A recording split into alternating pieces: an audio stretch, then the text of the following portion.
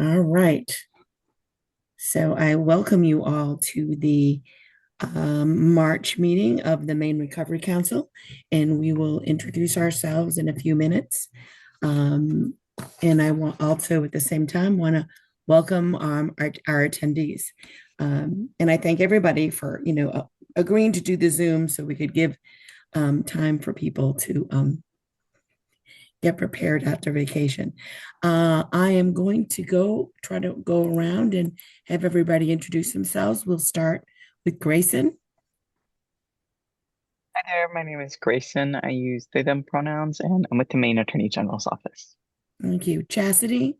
Hi everyone, Chastity Toole. I use she, her pronouns. I'm the executive director of the council and said person you gave time to by going to Zoom. So thank you. Wanted you awake. Tess. Hey everyone, I'm Tess Parks. I use she, her pronouns, and I'm the vice chair of the Maine Recovery Council. Thank you. Betsy. Betsy Fitzgerald representing the litigating subdivisions. Thank you. Melissa. Hi everyone, Melissa Hackett. I use she, her pronouns, and I'm a policy associate at the Maine Children's Alliance. Thank you. Deborah. Everyone, my name is Deb Poulin. I am the clinical director with the Office of Behavioral Health and also the treasurer for the Maine Recovery Council. Reagan. Hi, everyone. I'm Reagan LaRochelle. I use she, her pronouns, and I am the board chair of the Access Center in Augusta. Thank you. Brendan. Brendan O'Neill with the Maine Attorney General's office. Thank you. Amber. Hi, everyone. My name is Amber Pulsfer, and I am the clinical supervisor at the Comprehensive Treatment Center in Presque Isle. Thank you. Maggie.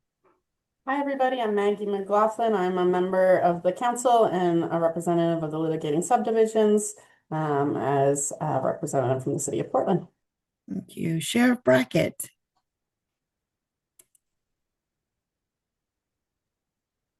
Hi, I'm sorry, I'm multitasking. My name's Todd Brackett. I'm the sheriff in Lincoln County, and I'll be right back with you. All right. Thank you.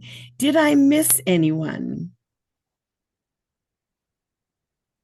Joe Everett just joined. Oh, Joe, can you please introduce yourself?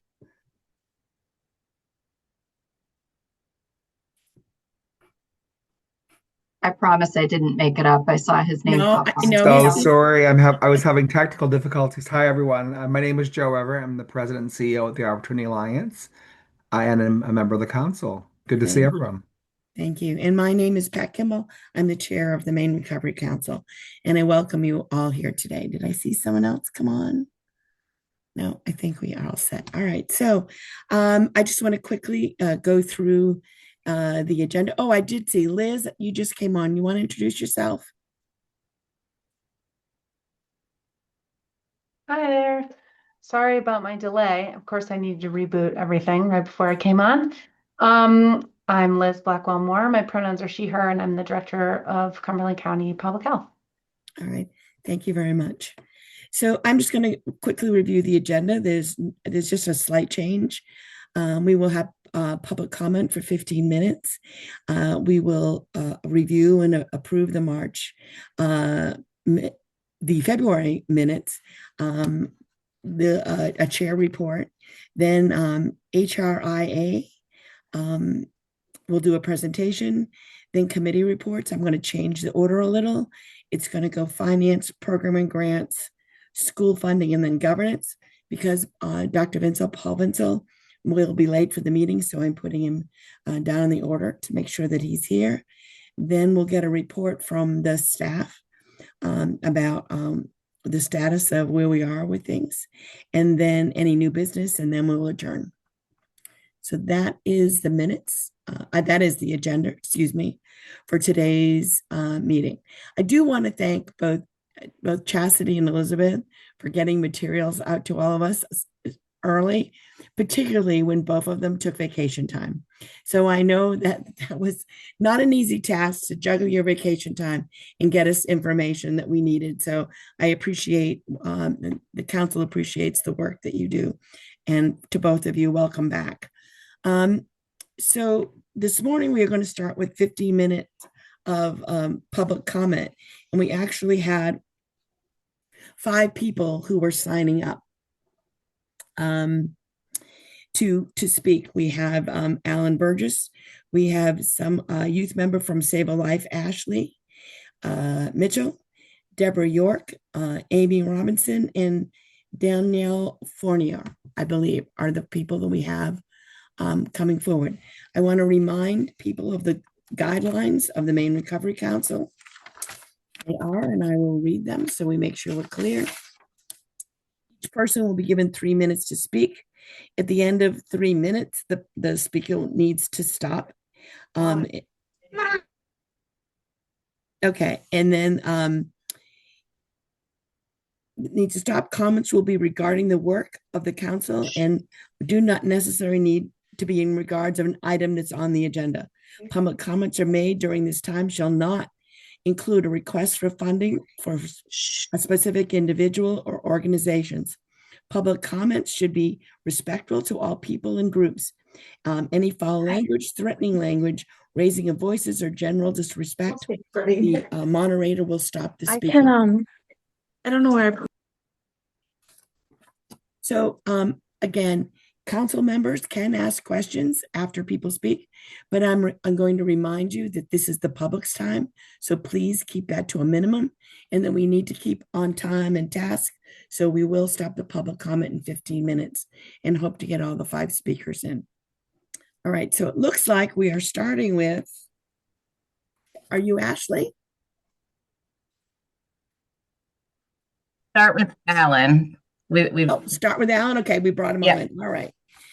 All right, I am going to let Alan introduce himself and share with the council his public comment. Thank you, Pat. You're welcome. Good afternoon, members of the Maine Recovery Council. My name is Alan Burgess, and I'm the program manager at the Recovery Wellness Community Center in Sangerville. I'd like to begin by thanking the Maine Recovery Council for allowing us to speak today and for all the support that you have given the peer support community. It's truly an honor and a privilege to be here with so many of my peers to discuss the benefits of recovery centers in our state. Seeing so many of us here today is a perfect illustration of the peer support model and why it works so well. Throughout my personal recovery journey, I've witnessed many different pathways of recovery walked by people of every age, race, creed, and spiritual practice. There's no doubt that our strength lies in our diversity. Yet one universal truth holds always: we do not do this alone. We understand how much work it takes to make changes, and we know from our own experience and from the experiences of those who came before us that we are stronger when we stand together. That is peer support. That is what recovery centers do. When I started this job, I already understood how much recovery centers could do for a person struggling with addiction, but over the past year and a half, I've learned how much recovery centers can do for an entire community. It's been an incredible honor to watch the progress of rural communities have made in breaking down the stigma associated with addiction. At first, many people did not know what a recovery center was or how it could help. But after them seeing their own friends, neighbors, and family members find the support they needed, the centers become a place of hope for the entire community and something they want to support. The recovery that's coming out of our WCC is both inspiring and exciting. In an area totally devoid of recovery services, now has multiple pathways of recovery that they can choose from. We've seen an explosion in participation in all of our programs. We live in a community where most people have never heard of a recovery coach. We are now actively recovery coaching 10 participants, including 2 in our county jail. Our all recovery meeting attendance has soared. We started with an average of 4 in each of those meetings, and now we have an average of 14. And the reason is because the affected other community has found a home at the all recovery setting. Our substance affected youth program averages about 10, and but those kids have made a home here. And we're thrilled to see both AA and NA meet at our center throughout the week and have been doing so for over a year. The area's come to rely on our services, and we'll always be grateful for the opportunity to provide that for them. And we know that if we can keep going, we will continue to grow and continue to sustain. And those same transformations are happening at recovery centers all across our state. Thank you for the support that you've given our center, and thank you for believing in this work. And I'm happy to answer any questions.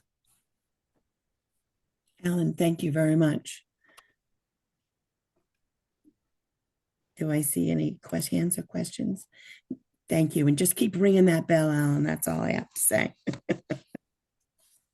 Thank you very much. Our next speaker is Ashley Mitchell. Hi, I'm Ashley Mitchell. I'm from Save a Life Recovery Resource Center. I have a letter written by our youth that attend programs here at the center. They wanted to be here today, but if you guys have ever heard of Skills USA, every single one of our students that participate in programs here are actually representing their schools in Bangor at Skills USA. So we're wicked proud of them, but they couldn't be here today. But they wrote this letter for us. And yeah, so I just want to read this for you. They wrote, "To whom it may concern," they wrote this, so be forgiving. Save a Life Recovery Resource Center is more than a resource center. It is a safe place where us youth can connect, express ourselves, and feel supported. Our center offers a welcoming environment where kids and teens can build friendships, explore creativity, access resources, and have a place to belong. My fellow young people who spend time at Save a Life share how meaningful this space is to them. Stanley, who is age 13, shared, "I love the music program. Programs like music, art, and open hangout time allow us to explore our interests and express ourselves in positive ways." Many of my peers say our center gives them a place to spend time safely with friends. Noah, age 10, said, "I like to hang out there." And Mia, age 16, said, "I like Save a Life because I get to have a nice break at teen group and just chill with friends." For some of my fellow teens, Save a Life provides something deeper and a place where they feel accepted for who they are. Bella, age 16, shared, "I like being able to be myself there." Lily, who is also age 16, added, "I like being around people and helping people." Our younger friends are just as important. They also find joy and purpose at our center. Camry, age 8, said, "I like helping people." And Kaysen, age 9, shared, "I think it is a lot of fun here."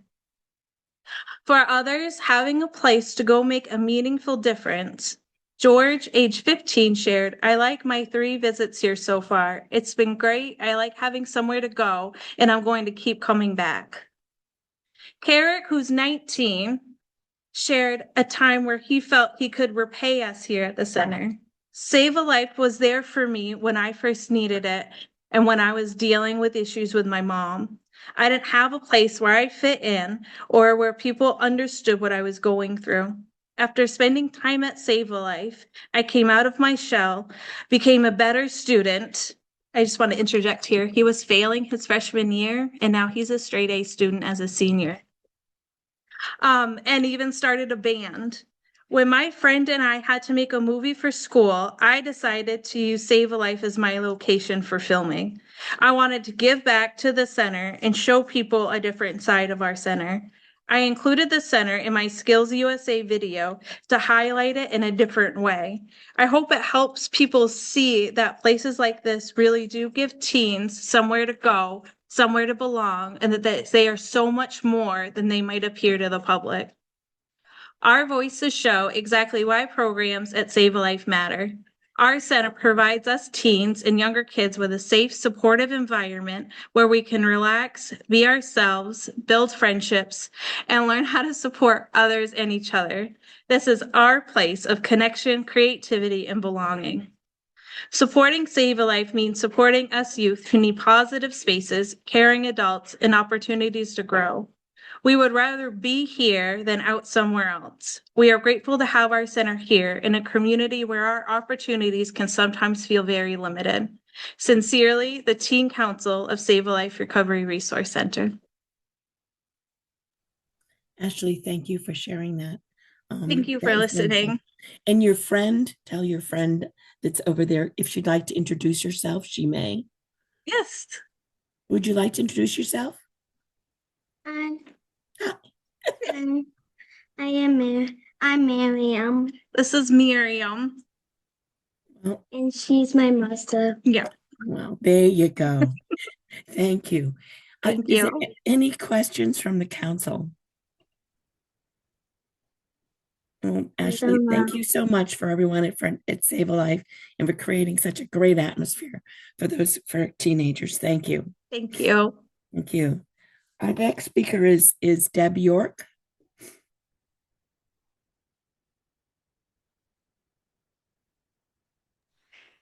Good afternoon, everyone. Can you hear me? I can, thank you. Okay. My name is Deborah York, and I am the founder and director of An Angel's Wing. I'm here to speak about the Josh Stevens Recovery Community Center in Lewiston, Maine.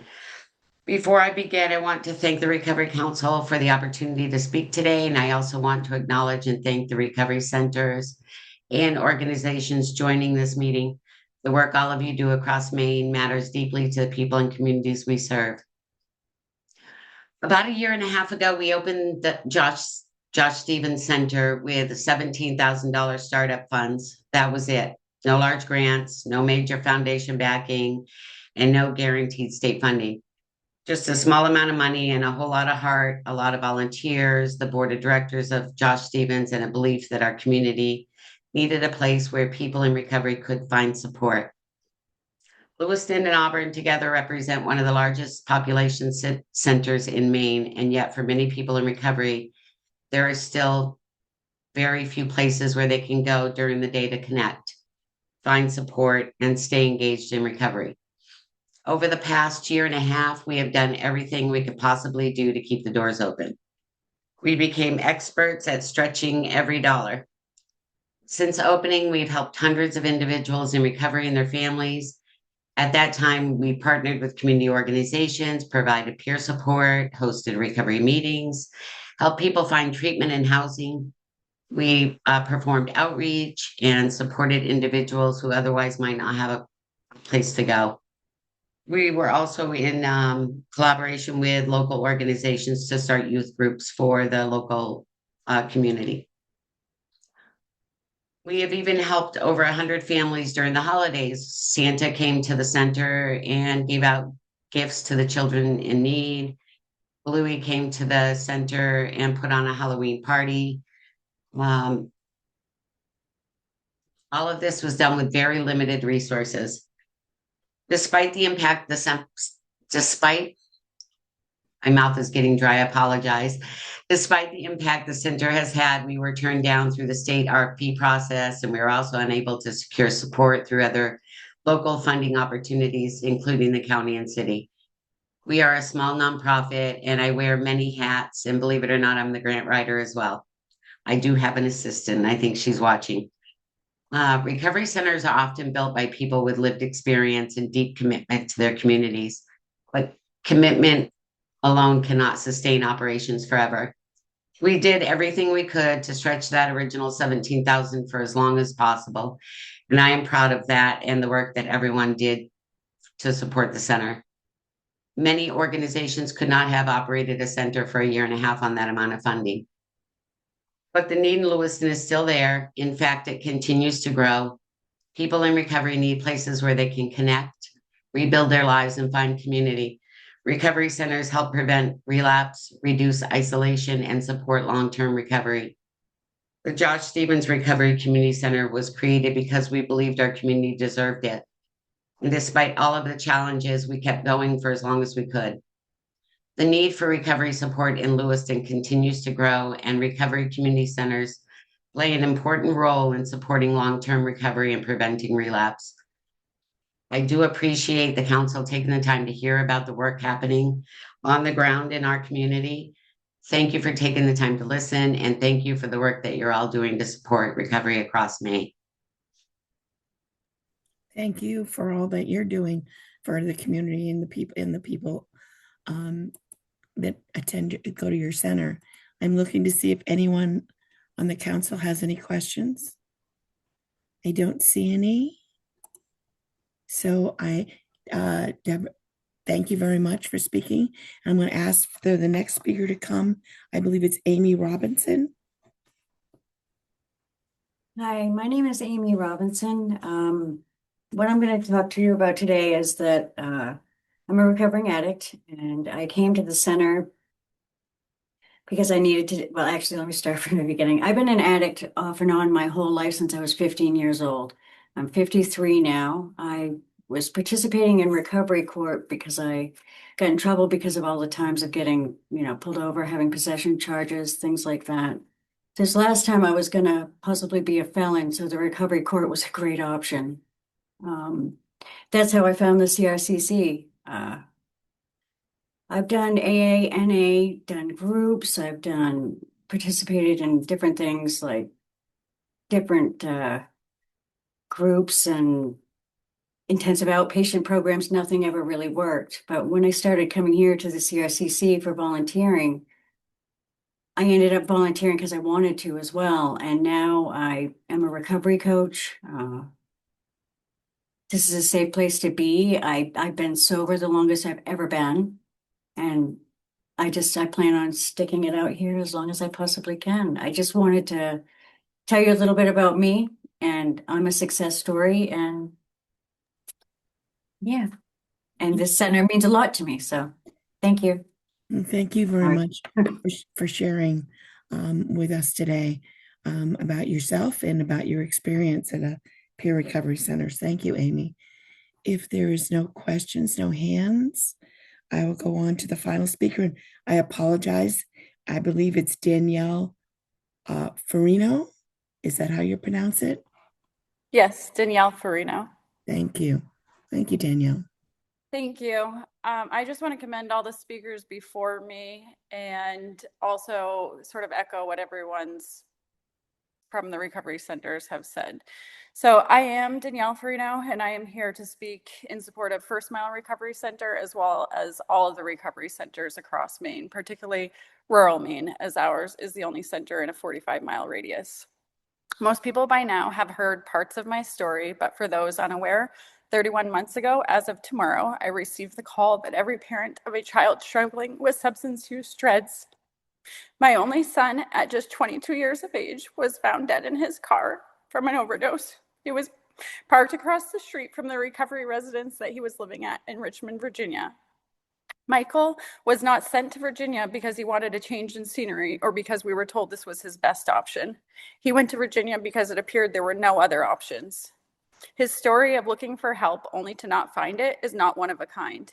And if you have visited rural areas of Maine, you know that we lack basic things that someone from the city would consider a necessity, such as public transportation, grocery access, or even good cell phone reception. When it comes to rural areas like Fort Kent, it's been said that we are a recovery resource desert. The St. John Valley comprises over 15 towns and offers literally one clinical agency with a physical presence to serve individuals struggling with substance use disorder. One agency that's offering MAT and currently has one licensed clinical substance use counselor responsible for seeing all of the individuals they serve. They simply cannot keep up.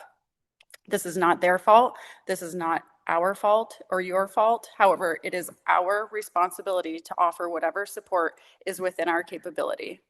If you asked me 31 months ago about a recovery center, I would have said, I don't have a clue what you're talking about. However, in February of 24, 6 months after my son passed away, we were opening the doors to our very own recovery center thanks to the support from our community.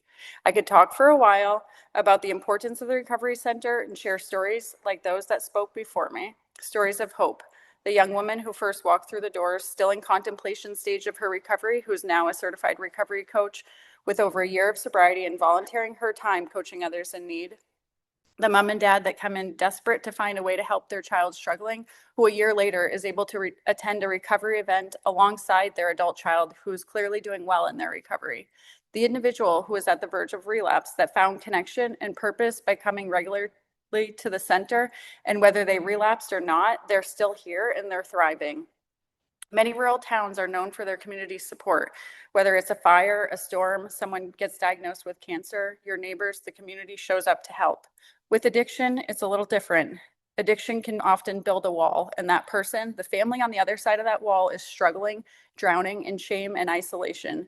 This is where community recovery centers step up. The first time my son was open to the idea of rehab, he said he didn't know anybody that went to rehab and was doing well. He knew of those that achieved sobriety through a long-term stay in jail. They didn't talk about it, not in a community setting. Recovery, like addiction, has been kept quiet for so long. You can't possibly talk about recovery if we're still shaming people for their addiction. Recovery centers are the foundation for building communities that support recovery. They are a place of belonging, acceptance, hope, and purpose. They are peers helping peers because we don't always need someone with a fancy degree. Sometimes we just need someone who gets it, someone to listen without judgment. They're a place to walk into without an appointment, without having to fill out a bunch of paperwork so that someone somewhere can be convinced that the center is worthy of support, because everyone is worthy, and helping just one person can sometimes empower that one person to change their entire community. Thank you for listening to me today. Danielle, thank you very much for sharing that. Any questions?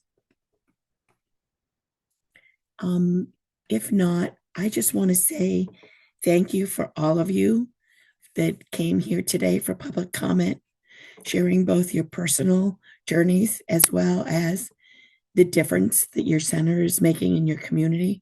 And I always look at peer recovery centers as a sanctuary. It's a sanctuary of hope.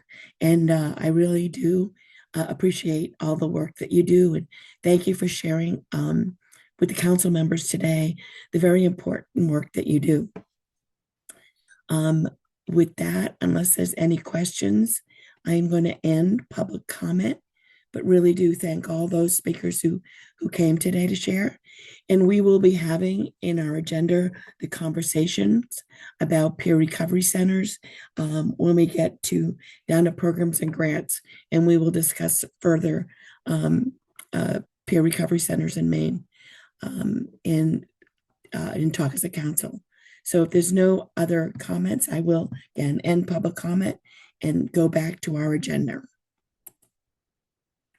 All right. So first of all, let me apologize for my voice. I have a new inhaler. I now speak like anyone who knows Brenda Vaquera, the actress Brenda Vaquera, but it's a side effect of my new inhaler. All right. So where are we? And also too, this is a Zoom meeting. So if I don't see your hand and somebody else does, please just let me know so we can keep the meeting moving. So the next item on the agenda is the February minutes. You all got them in advance and should be able to review them. And I'm opening up discussion and a motion.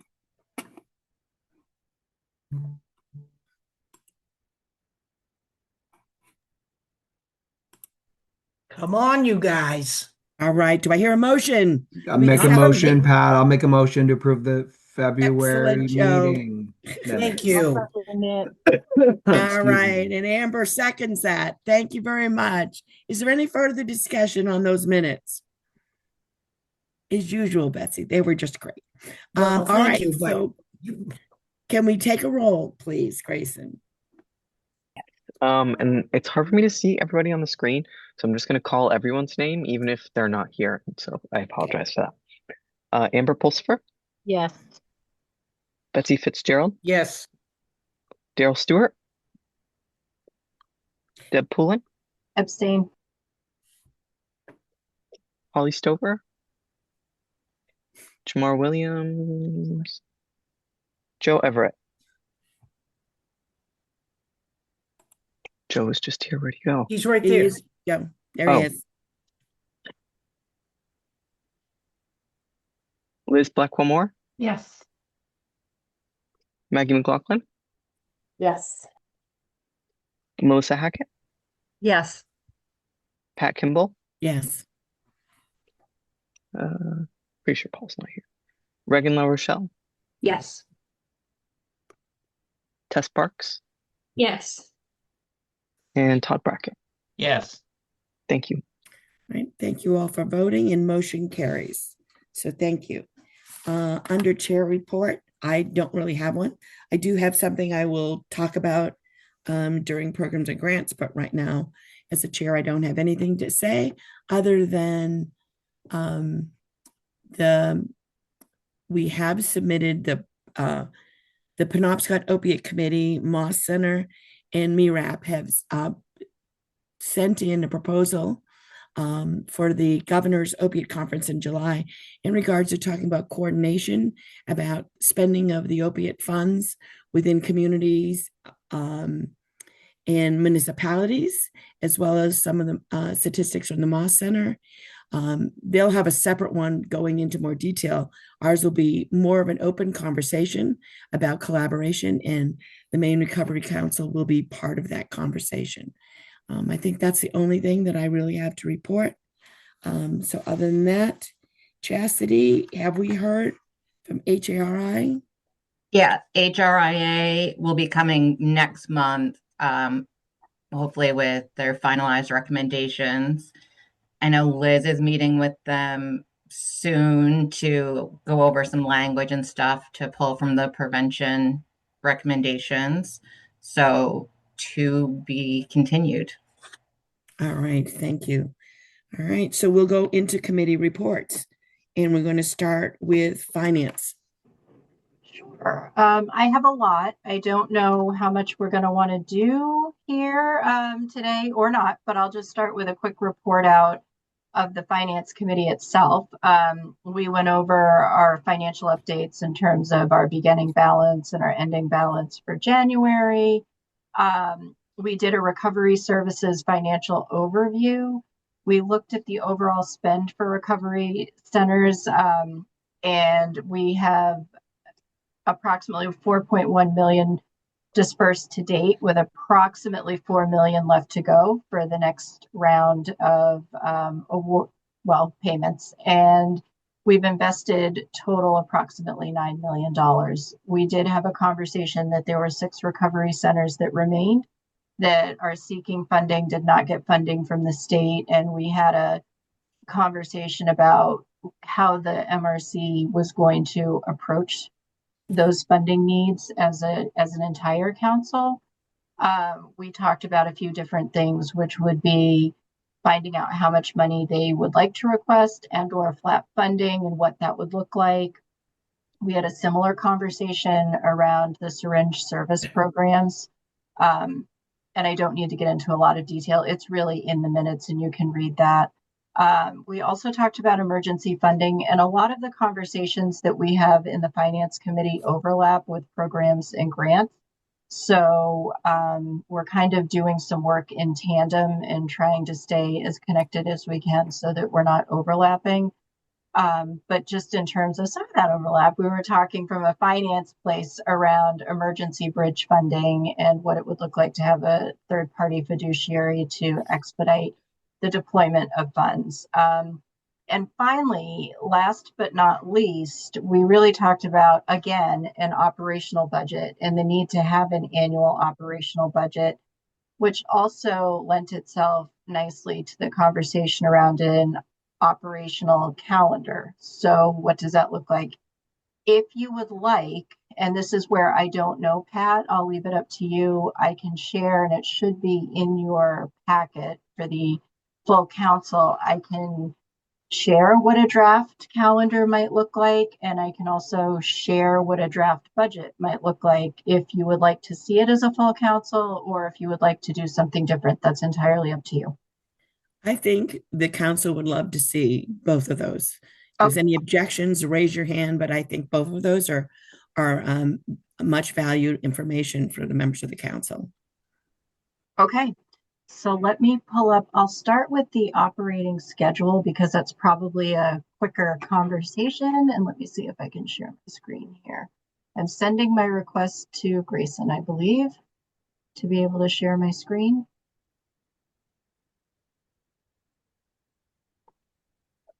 Got it.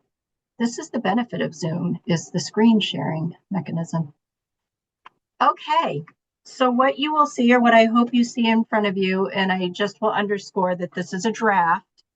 This is just an opportunity to look at how the council as a whole can organize itself so that it doesn't feel quite so chaotic. And also for the purposes of making sure our community partners and those that are interested in our financial resources and services can anticipate when we would be releasing RFPs, when they would have the opportunity to submit proposals, and also what it would look like in terms of emergency funding. So just in thinking about how this could be organized, I was thinking January through March, we could do, and this would be calendar, not fiscal, budget prep and allocation planning, which also lends itself to the operational budget that I'm going to share. April and May, we could be thinking about preparing our RFPs and releasing RFPs. I'm going to start with the top row. Then June and July, we would spend scoring proposals and issuing notices of award. August, September, and October would be really the contract development and the encumbrance, because that does take quite a bit of time, even if we do have assistance with that, particularly with the number of proposals that we get and the number of contracts and encumbrances that need to happen. And then November and December is a little bit of breathing time, both for the recipients and for the council, while the contracts and otherwise stabilize and while the projects get off the ground and begin implementation. I also suggested off-cycle requests, having periods of time when we would accept off-cycle requests if we were going to accept off-cycle requests. I would also like to make the distinction that when I'm talking about that, I'm not talking about emergency funding. I'm keeping that separate. So there are times when community partners might come and ask, say, hey, I've got this great idea. I've got this proposal. It's not RFP time. Do we have an opportunity for funding? That would be an off-cycle request versus I can't make payroll. I'm really concerned. I need emergency funding. Two very different things. You will see that I have a blackout period for emergency and off-cycle requests. That's really because right now we are reliant a lot on the state in terms of what they can churn out. And this is a very tight time for the state in terms of shoring up contracts and issuing new contracts and otherwise. So if we were to go with a third-party fiduciary agent, we wouldn't have the blackout period because we wouldn't be relying on the state for some of these functions. So just something for the council to consider. And then in terms of suggestions, and this is again the overlap with programs and grants, so I'm not going to say a lot about this other than conceptually, the council as a whole would want to think about setting a threshold for emergency funding requests, because if they're truly emergent, what are we willing to do for emergency? Do we have a threshold? But I think for budgeting purposes, we kind of need one, whether that's 10,000, 25,000, 50,000, 500,000. It's just really what is our threshold?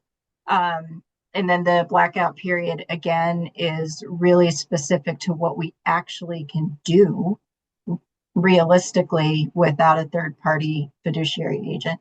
And then also limit off-cycle requests. Not only is that resource constraint, but when you have a request come in that you approve, you also need time to vet it, vote, and then draft and encumber contracts, and that takes time.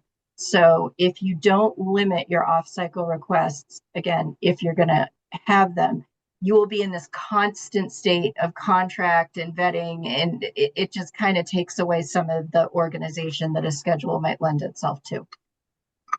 I'm not directing the council to adopt a schedule or even this schedule. I think it's something that would need to be considered and voted on, but I just wanted to plant the seed that it could help us a bit with our structure.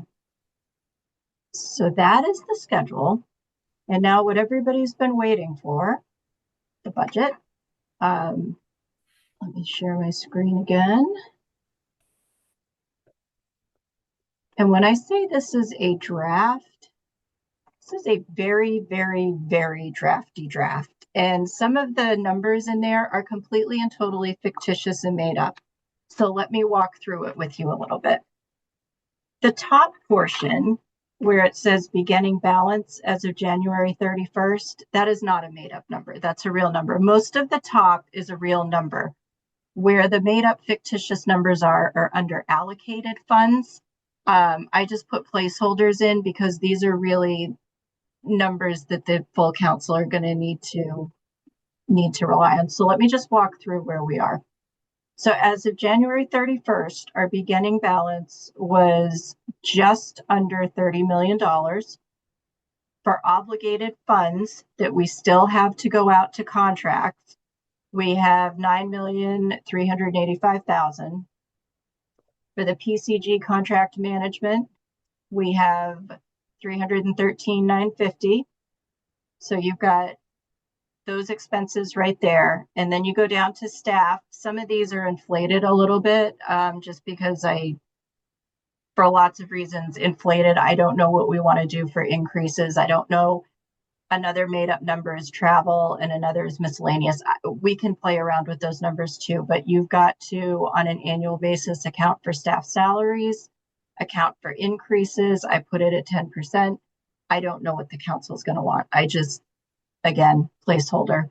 Travel, I put 10,000, miscellaneous, I put 7,000. And again, the miscellaneous is still for staff. So that could be conferences, it could be, I don't know. That's why it's miscellaneous, because there are things that we don't necessarily know. I made up this number too. If we decided to contract with a fiduciary for emergency fund management, I put it in at 200,000. I don't know what a realistic number would be there, so we'd have to play with that. There is the school set aside, and then there's the stay cap. The stay cap is at 64,000 because I took the 9 months worth of information that I had and I averaged it out to be, on average, this is what we pay towards stay cap. It's a fake number. So again, this is what I'm saying. Some of this is a little bit of guesstimate, but it's more than what we've had. So for our expense totals, we have just over 11 million, which leaves us 18,752,000. Then for revenue, which is what comes in from our variable interest, again, it's an average. We average about 110,000, and this is not, the revenue is not inclusive of any settlement funds that might trickle in. This is very specific just to the interest that our account generates. So when you look at all of this, that gives us about 20 million left to work with total for MRC. So then if you go down to allocated funds for miscellaneous MRC operations, like a facilitator, needs assessment, anything like that, I put $5,000. I could easily change that to $15,000, and then that will change our ending balance. Allocated funds to obligate to new grant contracts, I put in 6 million. Maybe we want 10 million, maybe we want 4 million. I don't know. And then I have allocated funds to obligate to contract renewals, contract amendments, any of the projects that are seeking sustainability funds. If we vote to fund that, we're going to need to have some allocation so we know what pool of money we have to work with. And then we will need to, if we're going to do emergency funding, we need to allocate an amount to that, and we need to allocate an amount to off-cycle requests. So any of these numbers can change. This is where these are very, very fictitious numbers that I just put in to give you a sense of where we would land at the end of, if we kept everything the same here and static, we would end the year at 7,267,000, essentially. So that, I think that this was an important exercise because it really demonstrates how quickly money can go when we start to allocate and think about all of these different pieces. But again, this is all just fictitious. And so it's really going to be up to the council to decide how they want to allocate. But if we don't use an operating budget like this, we're never going to know where we stand at any given point in time. Liz? I just have a question for clarification because I'm curious about, so do you mind scrolling up just so I can see the top part? So the beginning balance is 29 million. And so the 28 million that's been allocated already to contracts, is that like on top, like, does that mean we've spent 20 million and there's still 9 million left to go out? Is that kind of what that means? I'm just trying to figure out, where is the 28 million that we allocated in the contracts? We have paid out, most of the contracts are in 2-year cycles. And so we have already paid out some payments. And then for this year, as contracts end, we still have 9 million left to go. Got it. So if you initially, just to round the numbers out, if you allocated already 29 million to go out to contracts, that means 20 million's gone out and 9 are left to go out. Okay, great. Because I'm just trying to want, because for me, there's this important piece of like, if we have per year and we've allocated, I guess I want to think about who is going to come back for money again. Like who have we already, since we've already allocated, because it appears here that we have 9 million. I don't know, it just like that part of like that the 29 million has been given out. We could have lots of people coming back at the end of this year saying, are you going to fund me again? So I just want us to be like aware of that knowledge as we're thinking about this, what allocate down below to new grant funds. Some of that might be actually just renewals. It might not be new things. It might be renewals. That's right. And that's why I have down there the renewals or the amendments or otherwise. And I think the council also needs to make a determination and grapple with, because I know that the RFP did say this is one-time funding and you have to have a sustainability plan. But we also know that sometimes things don't go quite according to plan. Right. And so the council as a whole really needs to grapple with what you want to do around those renewal requests. Joe, I think you were next. Thanks, Deb. This is really great. Two questions. One kind of tied back to Liz, which kind of goes to cash flow management. So if we go down to the 7.2, and you may have said this, and that we were stopping our work, would we be square or will money, is this for the year we're in, I guess is the question.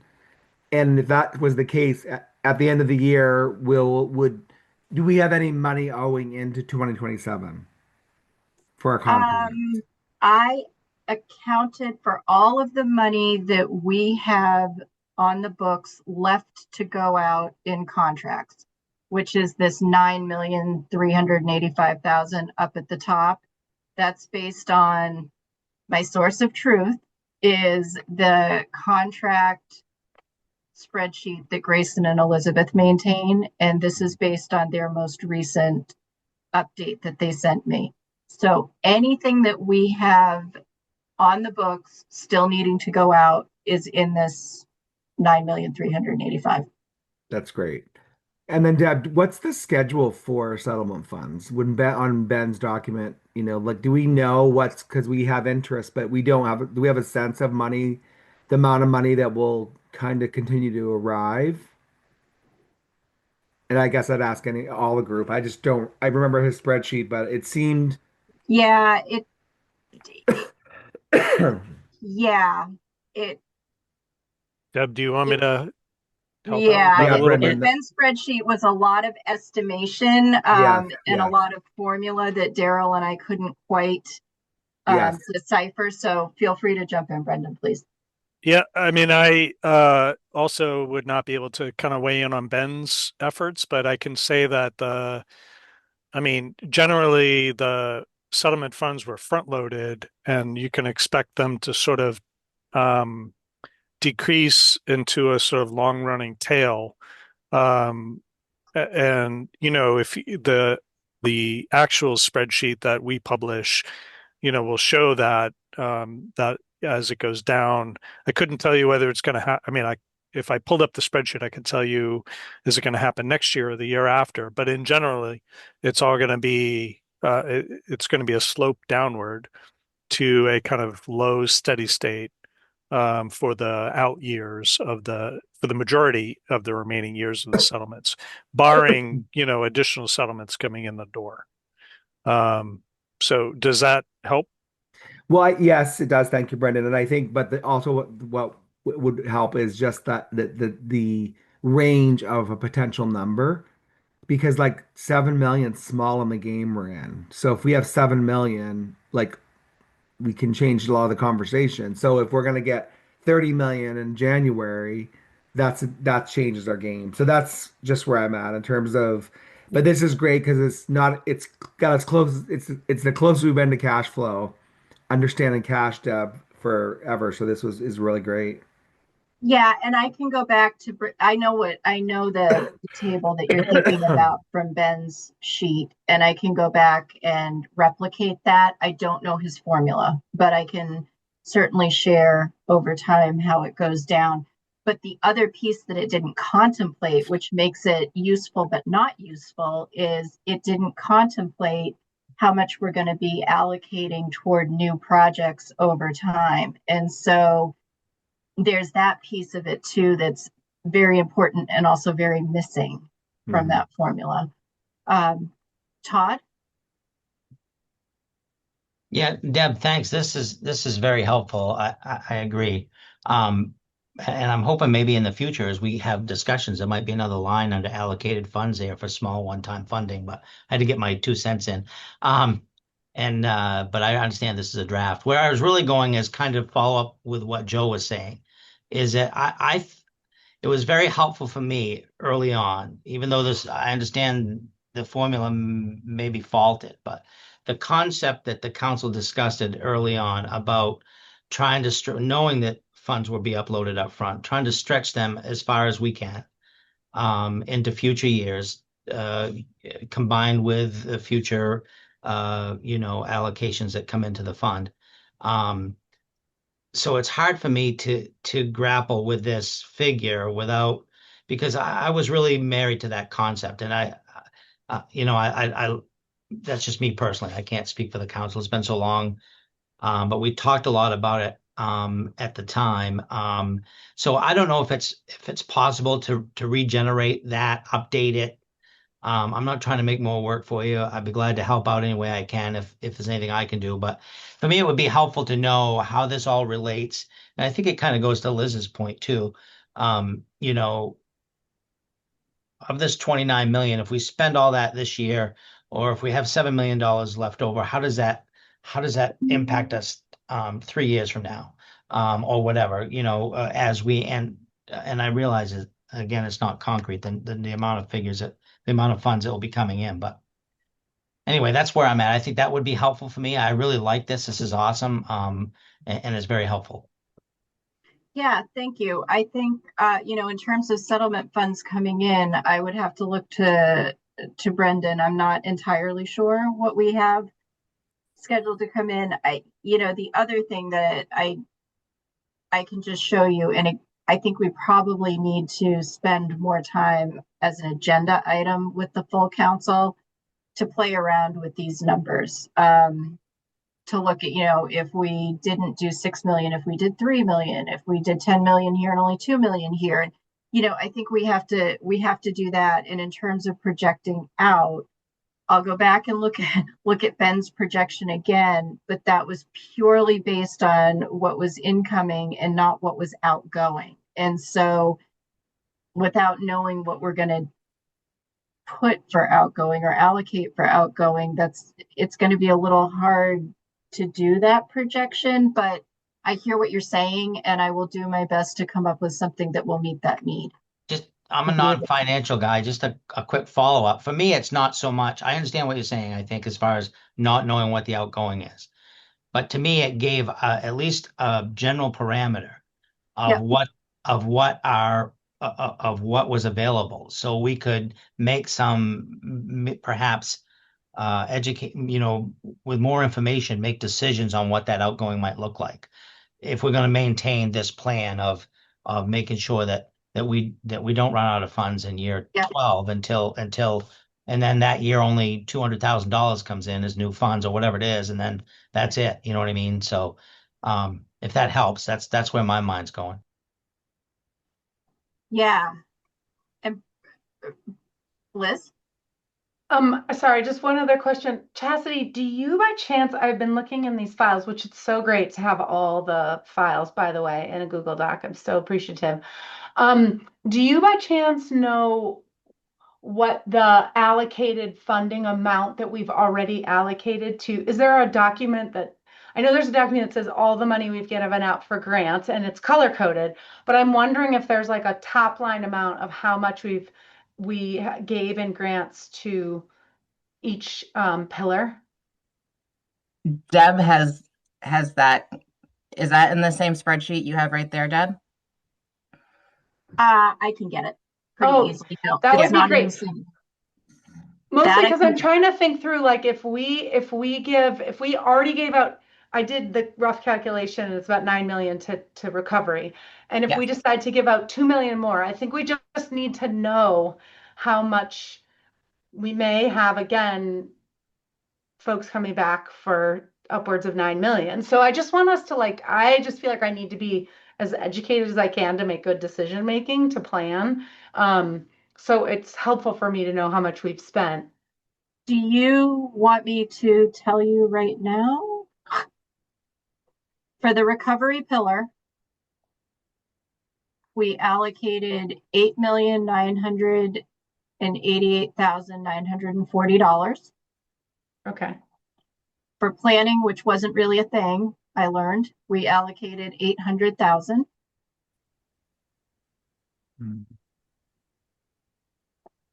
For harm reduction, it was 5,395,677.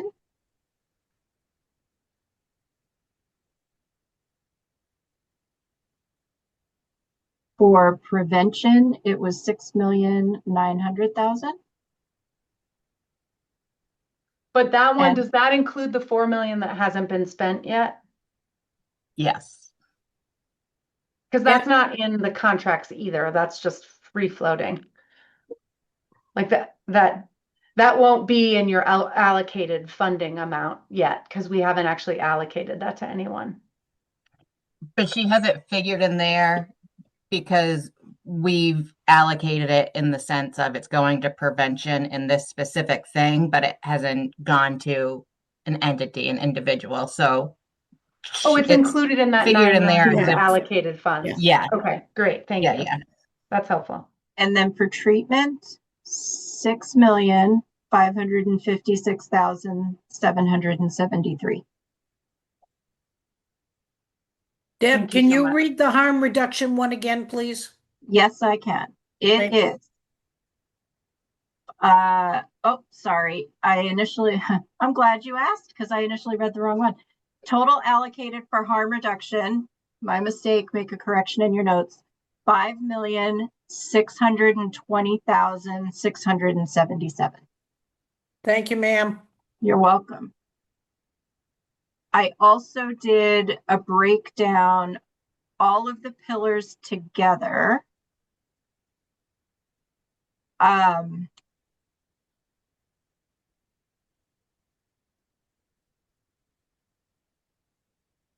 I'm just looking. Okay.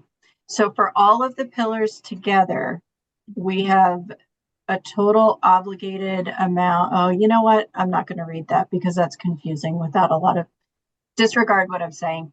Take what I just said. What I was about to do is start reading another spreadsheet, but without the context, it's not really all that helpful. So don't listen to that part.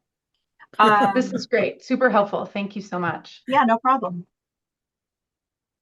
And I'm just going to go back and see if I can dig up. And I don't want to take too much more time, but I think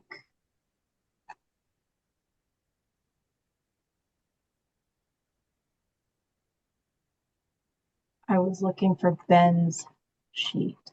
All right, well, if I find Ben's sheet, I'll put it in the chat and let you know. And if you want me to share, then I will, but I don't want to hold up any further. Thank you. We can also add it to that Google folder so everyone has access. So any other questions? Deb, great finance report. Any other questions for Deb or the finance committee in regards to the direction we're going and how we're getting organized in regards to our financials? I found Ben's sheet if you want to see it. I don't know how helpful it's going to be, but if you want to see it, I'm happy to share it. I think if you just put it in the chat or it's in the Google Docs, people can look at it. Okay, fair enough. Yeah, let's have Chastity just put it in the Google Docs. Okay, sounds good. Yeah. All right, Deb, thank you very much. It was a great report. And I don't know why, but I love budget. So I love the budget. So it just tells us the bottom line, what we got, what we don't have. Although a budget is an estimate, it is nice to know we're going in the right direction. So thank you. All right, I am going to go. As I said, I don't see Paul here yet. So I'm going to. Paul is here. Oh, he is here. Yes. Paul, do you want to give you a report or do you want to go let program and grants go? I can give a report. I just got here about 5 minutes ago. I apologize for being late. I was in Augusta, and had to get home. The governance committee met on February 27th, 2026, and we got quite a bit of stuff done. And what I wanted to review a few things here. One is regarding orientation for MRC members. And most of the committee members felt that the orientation should not just be for new MRC members, but for existing members on a yearly basis so that everyone is on the same page of where we are going and where we've been. We kind of talked about it, and not all of these are written in stone. I haven't written up a real proposal, but it starts off with orientation would involve the MRC chair, the vice chair, the assistant attorney general, and the executive director. It could be it may be by Zoom, or it could be in person. The orientation would give an overview of the history of the MRC, the history of the opioid settlement funds, the percentage of funds to each body. And we all felt it was important that during this discussion of the opioid settlement funds, that we have voices of lived experience telling their story to put it in context. The orientation would then talk about previous spending by the MRC, how decisions were made and why decisions were made, and the process we used. Also, how we felt that process could be improved. There was a question of whether this should be mandatory for all MRC members, old and new. That's certainly open for discussion. We were also talking possibility, and I'm going to have to adjust this a bit probably. We were thinking of having an orientation in the spring or summer of this year for existing members, because a lot of members are relatively new and have not really been, they felt it's hard to get traction and of exactly what the MRC, where we are. And then revise it for the fall for the new members coming on. I said the spring or summer, but it's almost spring. So I think it would be really hard to get something together for the spring, maybe for later summer. We then also talked about having this orientation aligned with a schedule that Deb has been talking about for a financial schedule for the MRC, and the orientation could be placed in that schedule at some point, at some place. So I'll stop talking there about the orientation and see what people's opinions are on that or thoughts.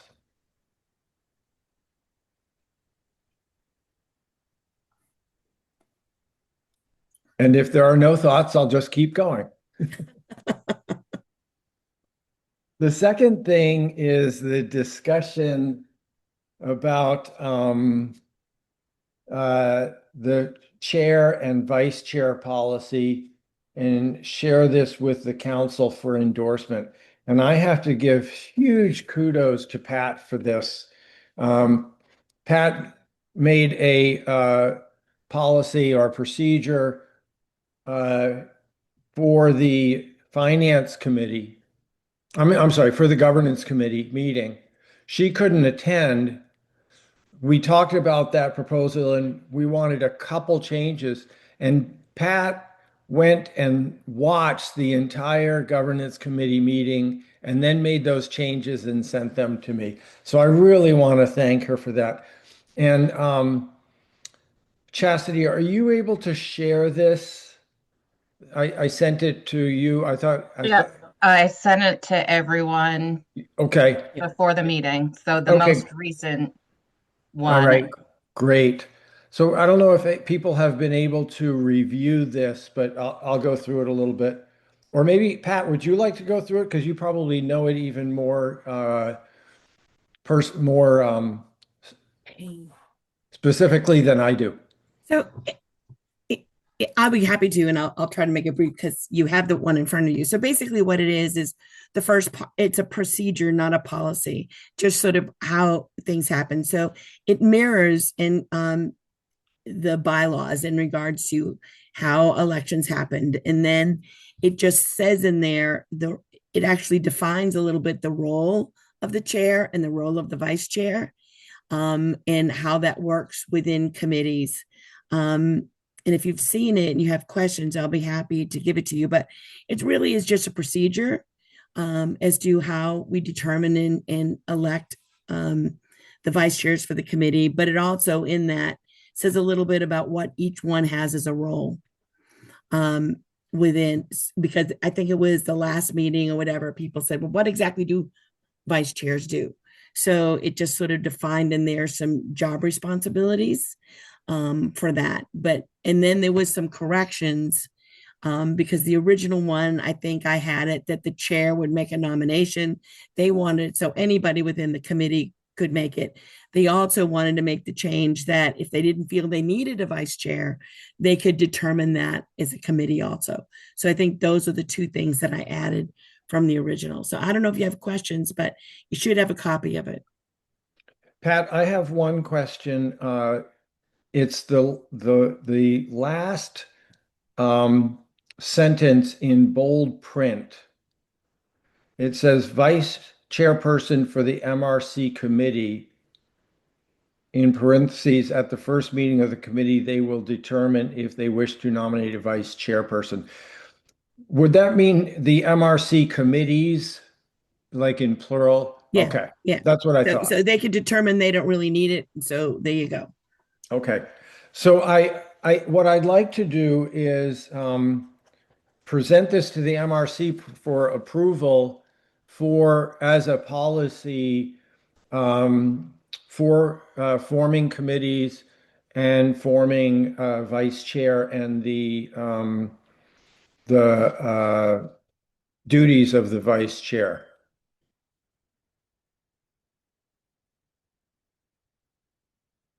And I think we should vote on this. If people are comfortable, we can have a motion to accept the procedures for the Maine Recovery Council committees. So moved. Do I hear a second? Thanks, Todd. Do I hear a second? Yes, a second. Okay, I have a second. And if there's no other discussion, Grayson, will you call a roll? I will. Amber Pulsifer, Yes. Betsy Fitzgerald, Yes. Deb Poulin, Yes. Holly Stover, Yes. Joe Everett, Yes. Liz Blackwell, Yes. Maggie McLaughlin, Sorry, mute issues. Yes. Melissa Hackett, Yes. Pat Kimball, Yes. Paul Vinsel, Yes. Reagan LaRochelle, Yes. Tess Parks, Yes. Todd Brackett. Yes. Thank you. Motion carries. Thank you very much. And before I give them it back to Paul, I believe Holly Stover is on. Holly, would you briefly like to introduce yourself? Good afternoon, everyone. My name is Representative Holly Stover, and I'm grateful to be joining you. I will tell you that the change package is going to be released at 3:30, and I've got to go out. So okay, I'll be here till then. I hope it's good news. All right. I hope so thank you. too. All right, Paul, I'll turn it back over to you. Thank you, Representative Thank you. Stover. The third thing I want to discuss is policy for the Maine Recovery Council to review personnel contracts. And does everyone have the latest copy of this? It should have probably would have gone Yes. out this morning. Yeah. Same time. Okay, great. Liz, you have a question? No? Okay. So this is pretty broad. I started off with just kind of why this is going on. We don't currently have a process to review MRC personal contracts and determine if the terms of the contract have been met. And this procedure is to try to put that in place. It says the executive committee will review MRC personnel contracts about 60 days prior to the contract termination date. The executive committee will determine if the terms of the contract have been met. The process for this determination is at the discretion of the executive committee. So I wanted to give the executive committee broad, or I wanted to make it so that we didn't specify exactly how they have to do their work. And then the executive committee will present their findings to the MRC and give recommendations as to whether the contract should be renewed or adjusted. So any questions on that? Yes, Maggie. Thanks, Paul, and thanks for drafting up the edits. And maybe helpful context for those who aren't in the governance committee, that we recognize that really a lot more needs to go into the process to make this process more transparent, more equitable for lack of a better word, staff. Contractors, I feel like it masks the fact that we have a great, amazing staff, but that the process by which we would go through this needs a lot more work to kind of identify that. But we knew it was going to take probably several months to get through that work. We have an upcoming contract coming our way. And so we wanted to make sure that there was at least a baseline requirement that something would be done to evaluate and give a recommendation on whether this should be renewed or not. So that way we can be transparent about that decision, but that we still need to continue the work to figure out what kind of system would be more equitable, more transparent overall, possibly looking and borrowing from the state's HR practices. So flagging that one. And then Paul, just a small note on, can I suggest an amendment? Absolutely.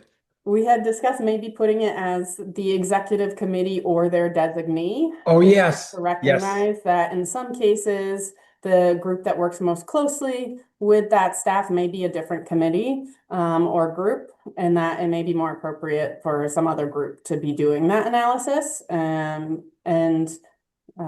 That's it. So this is a piecemeal measure to get us over the bridge until we can have a more kind of comprehensive approach.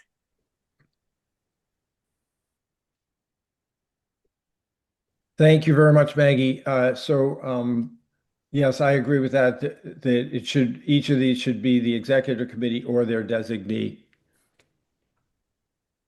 Any other discussion on this?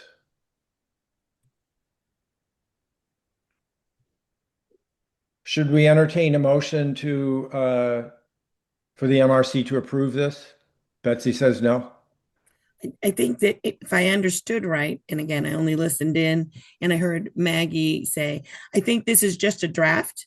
I think that it needs to go back to governance to put a little bit more into it and then go back. But again, this was out of respect for the council members who last time talked about that they didn't really get an advance warning about a contract going forward. And so I think it's probably at a point where we need to go back, tweak it just a little, and then go from there. But I see Great. Meg's got her hand up.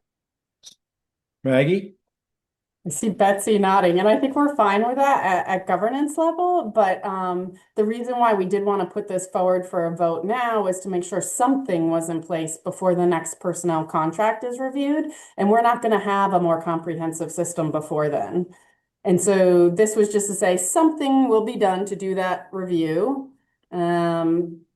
That executive team can decide, are you going to use, like, what, to what degree are you going to use a consultative process? Is that going to be a discussion, et cetera? But that executive would essentially commit the executive team to doing something in advance of this upcoming contract renewal discussion. So that was why we had intended to put this forth for a vote now. Normatively, as long as normatively that's still going to happen, I don't think it matters if it's a finalized policy or not, but I think the desire was to respond to that norm that we do need something before we're going to have a really robust policy here. The reason that I said I didn't think that we needed a vote at this time is that you really have nothing to vote on. And I understand what you're saying, Maggie, and you're right. And I think sitting here, we can all agree that we will do something, but until we have something to vote on, what are we doing? That's all. But if you make the motion, I'll write it down. I'll have an answer for that, Betsy, but Todd, go ahead. I was ready to make a motion. Okay. So, Betsy, what I would say is we're voting on what I presented, exactly what I presented, and it was sent out. It's not a finished policy, but it is what we have now. And so if someone's contract has to be renewed in May, we can use this, knowing that we're probably going to be providing more details into it in the future. Whatever you want to do, Paul. Okay. Well, I guess, can I just clarify that? I think Paul or Maggie, I think what we're trying to get in writing is that the government's committee is going to review the contract 60 days prior. The Correct? executive committee. Executive committee. Oh, okay. I have one that says governance. Sorry. That's the old one. Okay, sorry, the old one. I New revised one. it last night in preparation for this meeting. Got it. So essentially, we're not doing nothing. We're giving the executive committee the ability to review the contract 60 days in advance. That's correct. Okay, great. Thank you.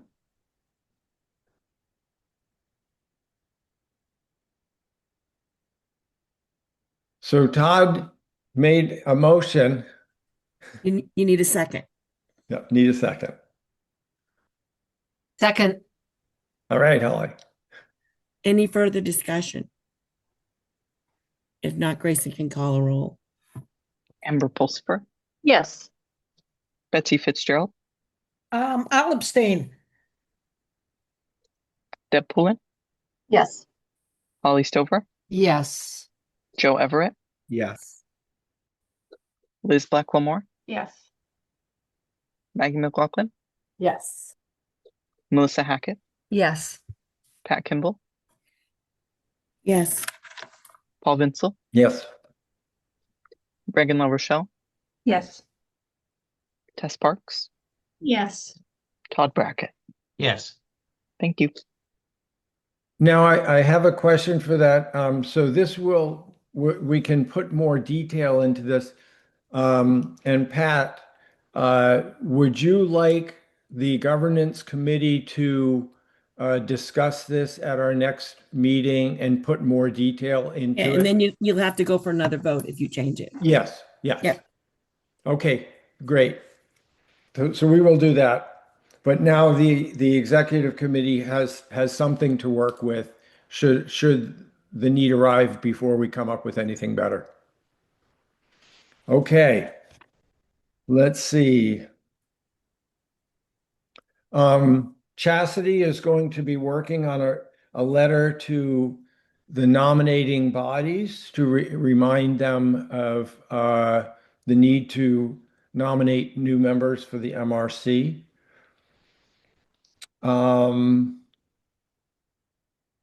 We talked a little bit about Deb's work with the Finance Committee of generating a calendar for the year. We talked a little about establishing a fair and transparent compensation system for the staff based on the review of the state's process. I believe Deb is going to present that at our next governance committee meeting or give us some idea, and we'll be discussing that further. That may hook up with this review for personnel contracts. And I think that's it for the governance report. Are there any comments or questions? Yes, Chastity. Just adding to that, so you know dates, my contract's next. It ends on June 30. So that's where you're at in a timeline. So you've been at this for a year or close to it? Well, we're not quite there, Paul. It's not June yet, Paul. Okay. All right. Thank you, Paul. Thank you, Paul. Great, Grayson. I'll get a agenda for our next governance meeting, and I'll get that to you probably tomorrow. Okay. Perfect. Thank you. All right. Thank you, Paul. All right. Next committee meeting is program and grants. And I'm going to turn that over to Joe. Thanks, Pat. So we had a very robust and full agenda at the Program and Grants Committee meeting in February. So I'll just sort of run it down. Chastity touched a little bit on the work we're doing with RCIA, and they attended. Brittany, Heidi, and Ben attended and continued the conversation, laid out sort of the framework for the grant proposal process. But I'm not going to spend a lot of time because as Chastity mentioned, they're coming next month. So why not hear it from them? They're brilliant, and kudos to everyone who's been working with them over the last couple of years, and they're doing a great job. The second and really one of the pieces of meat of the agenda was around the recovery community centers. Huge thank you to Chastity. There's a lot of information. There was a lot of information shared. There was a lot of discussion about the information. It's confusing information. Who has money? Where people are at. So we worked hard to make sense of what the need is. So it's sort of a landscape view of the needs of the recovery community centers, who had received state funding through the RFP process, who needs money or needs continued funding. And generally, the committee was supportive of that and decided that to sort of keep it moving forward and to be prepared for today's meeting, that Chastity would reach out to all the centers and ask them these four questions. Current pillar budgets, how much has already been committed of recoveries? Oh, am I reading the right one? Anyway, I'll just skip over that because Chastity's going to go through that. Anyway, Chastity, on her way to her vacation, sent out a questionnaire to the centers to determine how much they're doing, their geography, their need, their budget for the next 2 year cycle. And we got that back, and she sent that out to us this morning. So and then the other piece of the puzzle, which Deb did a great job doing, is getting in alignment with sort of the finance committee and understanding what's been spent and what's available going forward, and how does it sort of stack up against all the pillar spending, which Deb did a great job overviewing all that today. So Chastity, I'm going to pass it over to you, and I'm not sure if you can share your screen. So I think our goal today is to try to make some decisions and vote on funding because there's some of the centers that are getting up against it financially. So Chastity, can I pass it over to you?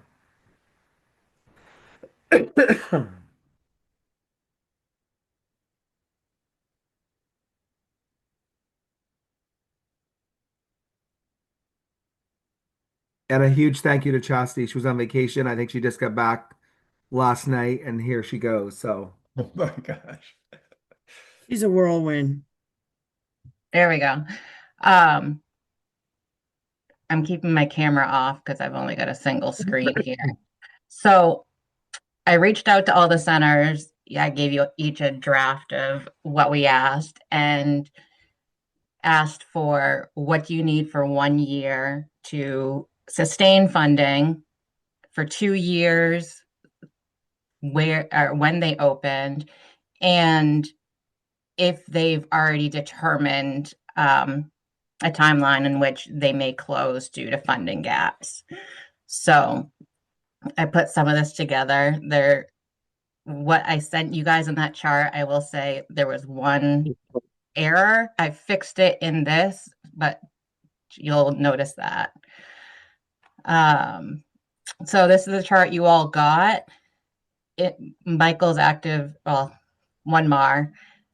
I originally had 34,000 in their year one request. That's the amount that they got in a grant. 41 is the difference of what they need. So we're going to go through in a different way here. For folks who need to see where this all is geographically, did my best to pinpoint. This is not exact, so do not call me out for one town being in the wrong place, which all of them probably are. But so these are the centers we're talking about.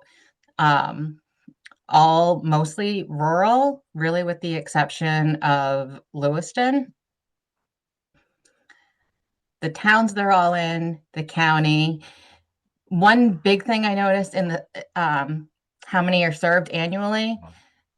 What we got back for information, and given that both staff ended up being gone, we didn't follow up to get tighter on this. Some of them, they gave us numbers for encounters. Some of them, it is unique participants per year.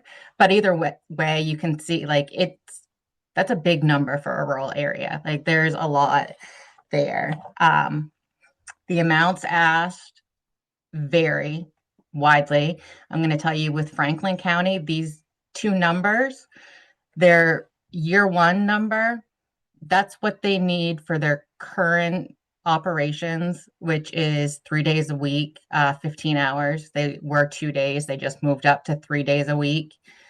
The amount in their year two request, that is what they would need to be full-time 5 days a week. Everyone else, these are their numbers based on current operations. And for the most part, all of them have already had to cut back on hours. With Josh Stevens Recovery Center in Lewiston, in the midst of us doing all of this, I mean, they reached out at the perfect time. They planned to close temporarily March 1st until they figured out funding. So they have temporarily closed, but are ready to reopen as soon as they find out about funds. And if people need to look at things in a different way, each of these show the same thing, just in a different way in case people need it.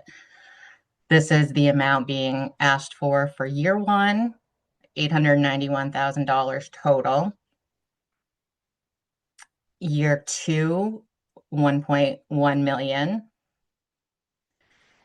If we fund it all across the board, it's just over 2 million for 2 years at the amounts that they've said they need. And this is where we're at, what we need to decide how we're doing this. There's been different options that were talked about at programming grants. So we need to decide if we're doing something, are we funding all of them at what they tell us they need, do the full amount? Are we setting a set amount like we did with the syringe service programs for the 6 centers? There was an option talked about with, do we just extend the contracts with the 2 centers we already fund, which is Recovery Wellness Community Center and Franklin Community Center? Or do we just do Recovery Wellness Community Center, the one who is ending the soonest, and continue identifying a plan? So your big task for now is these 4 questions. What, who, how much, and how long? And from there, I'm going to let you guys take it, and I'll answer questions I can from what I've got back. Which slide do you want me to keep up? Because I assume we want something kept up. So can I add something to this, Chastity? Yeah, obviously. Okay, so yesterday I had a conversation with Attorney General Aaron Fry. And Attorney General and I have had conversations about the council coordinating and partnering on projects. And because I couldn't give him an exact number, he's willing to partner in some way on this project. So it means that the Recovery Council wouldn't have to fund whichever program we chose, that we could talk with him in regards to sharing the cost of making this all work. And so again, I didn't have an exact number, so I couldn't give it to him. He had similar questions that we as a council had. How many people do they serve? Are they up and running? Are they sustainable programs? I also told him that that at this point we can't hold this up for 6 months of conversation. These are decisions that need to be made within the next soon, because we'll lose centers. But the Attorney General's office is willing to talk about some of his money out of the Attorney General fund in supporting this project.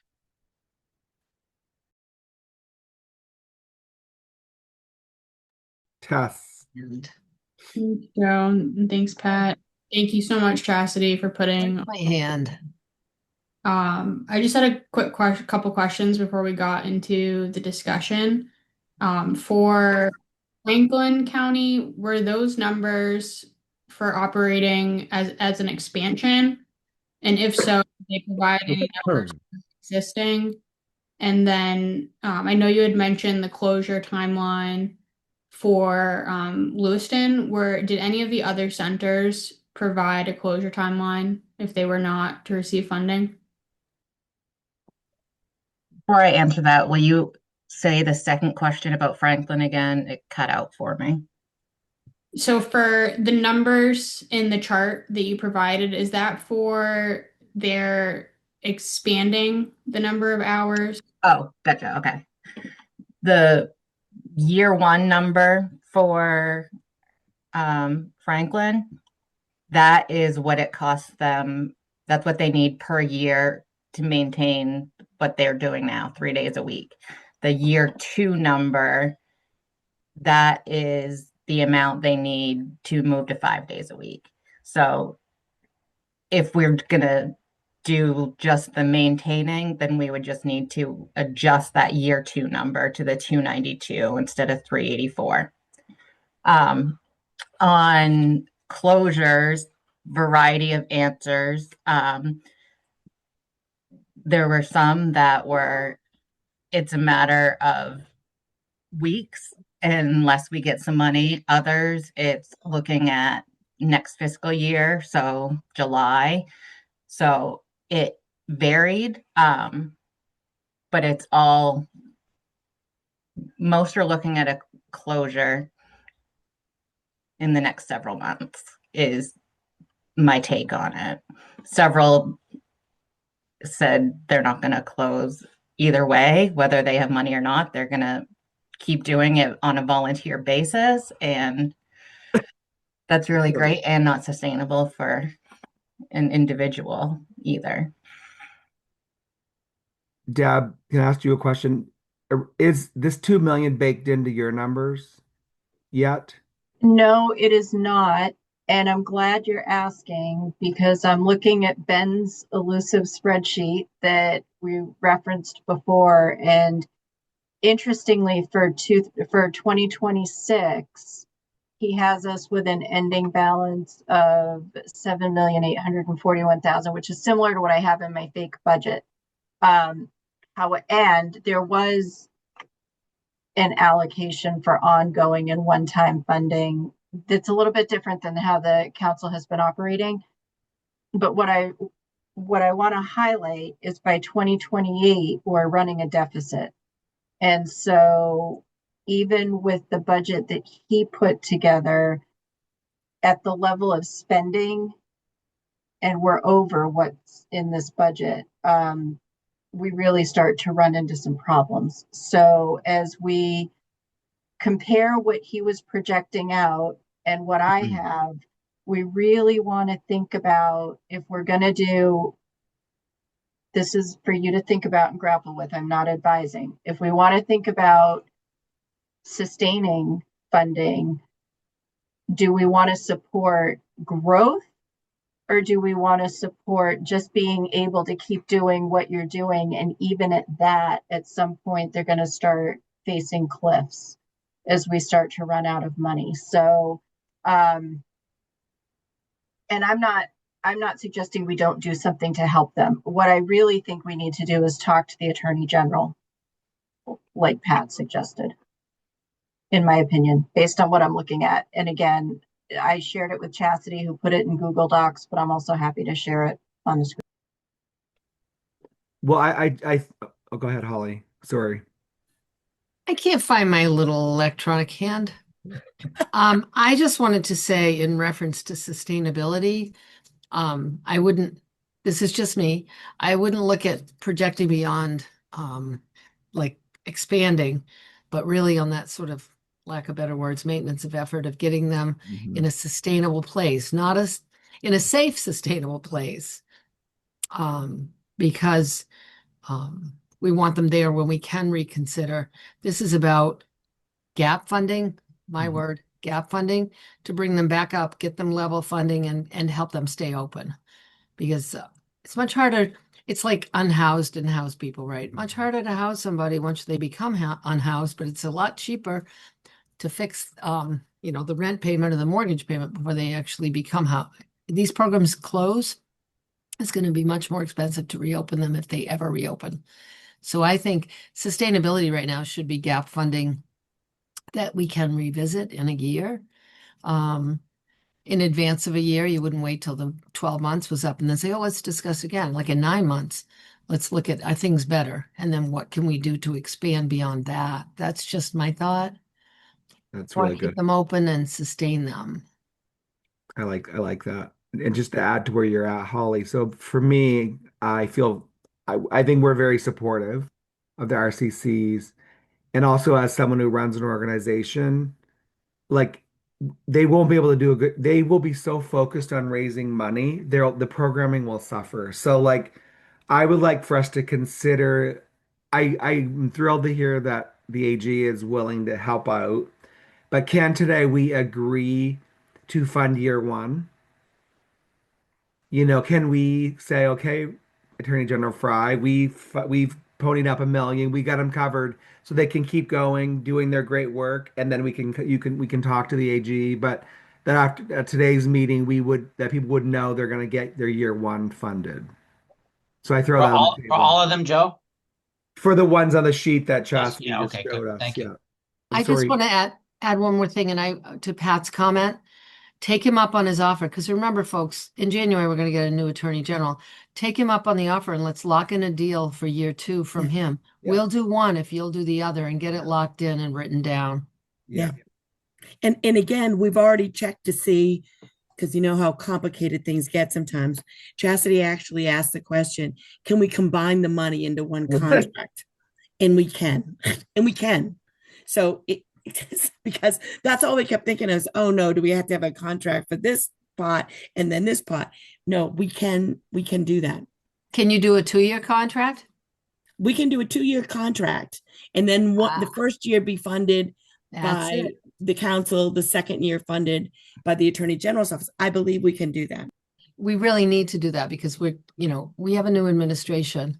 I don't know what the House and Senate will look like, but we know that we'll have a new Secretary of State, a new Attorney General, and a number of other positions. So I say lock it in and get the contract. And I saw Paul's hand up first and then Liz. Thank you. Thank you, Holly, very much. That was really well spoken. Chastity, this is an amazing presentation. I don't know how you put this together so quickly, but Thank you very much. And I have a question. When you say year one and year two, when does year one end?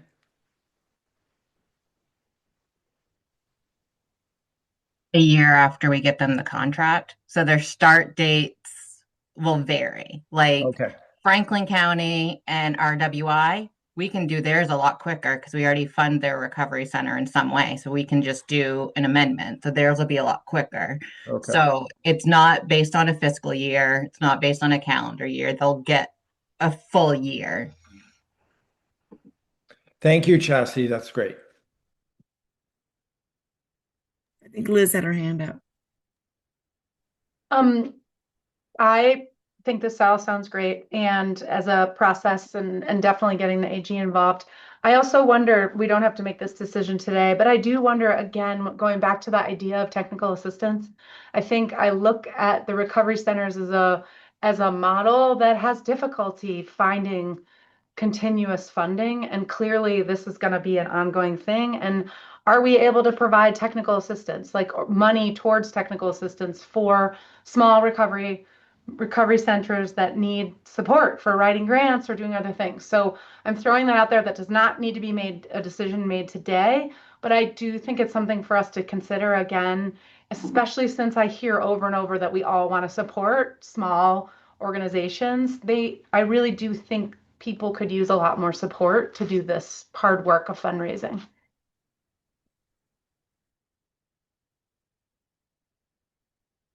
Betsy.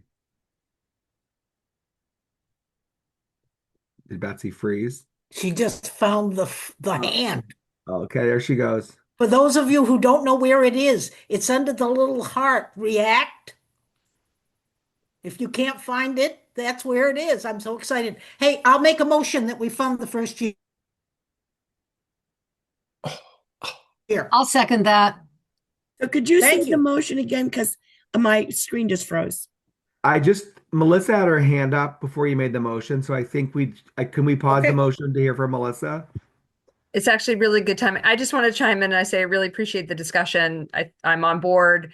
I wonder if we want to include in the motion something about negotiating with, do we need anything around the Attorney General for year two? So I just want to say I appreciate what Betsy was starting to say for the first part of the motion, and I would support us including that in the motion.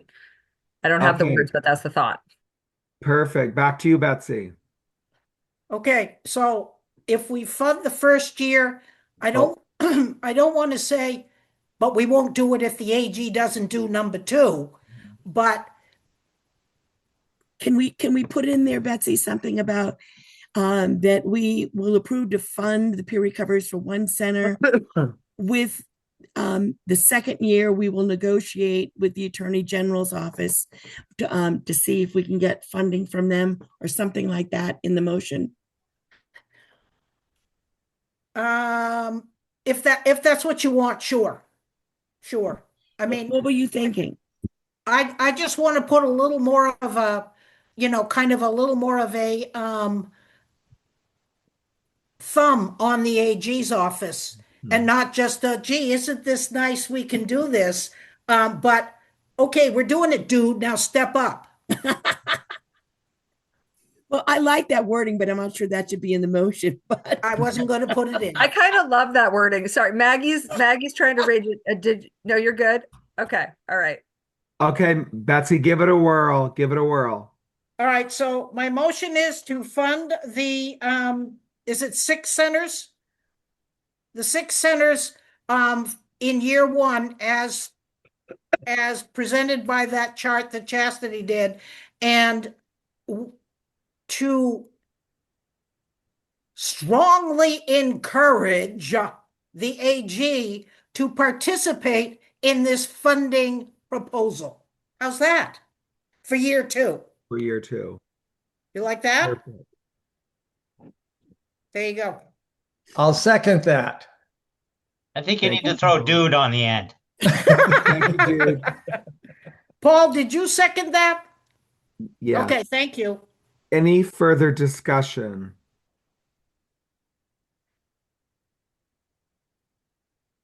Okay, Grayson, we're ready to call a roll. Amber Pulsifer, Yes. Betsy Fitzgerald, Yep. Deb Poulin, Yes. Holly Stover, Yes. Joe Everett, Yes. Liz Blackwell-Moore, Yes. Maggie McLaughlin, Yes. Melissa Hackett, Yes. Pat Kimball, An enthusiastic yes. Paul Thank you. Vinsel, Yes. Reagan LaRochelle. Hmm. I think I saw you say yes. Oh, Tess sorry, Parks. yes. No worries. All right, Todd Brackett. Yes, and I have one question. Go ahead, Todd. Okay, I just any idea what the timing might be? I know that's probably an unfair question, but As soon as possible. The super unfair question. It will be as soon as possible, but we got to talk to finance about that. Yeah. So when we know, it'll be communicated to the recovery centers and you all.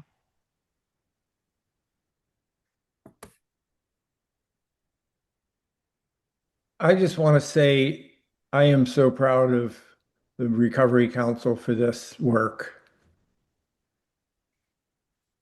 Did you finish the roll call? Yes. Okay, roll call was finished. So Grayson, I have motion 13 carries. all. Is that right? I'm sorry, Pat. Yeah, it was unanimous. It was Okay. unanimous. Okay, Motion 13. carries. And if the peer centers who spoke today are on still on listening, thank you very much for all that you're sharing. I can't tell you, it was a good thing today, particularly for rural Maine. And we will get on this. I will tomorrow make an appointment with the Attorney General to get this moving and forward, but motion carries. It's great. All right. Good news. Well, and my third agenda item, and more good news at the P&G meeting, we talked about our co-chair position, and I'm thrilled to announce that Melissa has offered up to be the co-chair of the Program and Grants Committee. And Melissa, would you like to say a few words? Thanks, Joe. I paused as you said Melissa's offered up. As what exactly has Melissa offered up? I'm not entirely sure. My time, my willingness to be a support to the committee. I really have appreciated all the good work and conversation and the folks who are part of that committee really sorting through the tough work of figuring out how we allocate these funds. And so just happy to put my shoulder in and lean into supporting the good work of that committee. And thank you to the committee for supporting me in stepping into this role. Thank Thank you. you, Melissa. And that reminds me, Joe, do we need to vote? Yes, and So it's I the need- vice chair. Brendan just put a note. So she'll be the vice chair. Yes. So we need a motion. Good try, Joe. We need a motion.